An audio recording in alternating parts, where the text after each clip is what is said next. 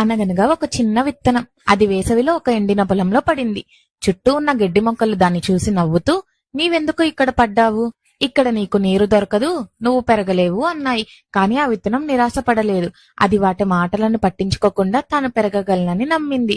తనలోని శక్తినంతా కూడా తీసుకుని వేళ్లను భూమిలోకి లోతుగా పంపించింది. 1 అంగుళం 2 అంగుళాలు అలా ముందుకు పోతూనే ఉంది. కొన్ని వారాల తర్వాత చినుకులు పడ్డాయి. పడిన ఆ చినుకులు భూమిలోని ఆ మొలక వేళ్లను తాకాయి. అది ఒక్కసారిగా సంతోషంతో పొంగిపోయింది. ఆ ఎండిన పొలంలో కూడా అది ఒక పచ్చని మొక్కగా పెరిగింది, చిగురించింది. ఆశ్చర్యంగా చినుకులు తక్కువగా పడటంతో పైన ఉన్న గడ్డి మొక్కలన్నీ ఎండిపోయాయి. కాని ఆ చిన్న మొలక మాత్రం తన లోతైన వేళ్ల కారణంగా భూమిలోని తేమను పీల్చుకొని పెద్దగా పెరిగి అందమైన పూలు పూసింది.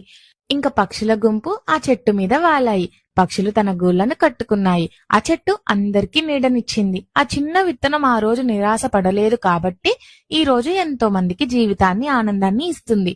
అంతేనండి, మన జీవితంలో కూడా కష్టాలు రావచ్చు. అందరూ నిన్ను నమ్మకపోవచ్చు. కానీ మనలో మనం నమ్మకం పెట్టుకొని కష్టపడితే ఆ చిన్న విత్తనం లాగే మనము మన కష్టాల నుండి బయటపడి జీవితంలో గొప్ప విజయాన్ని సాధించగలం.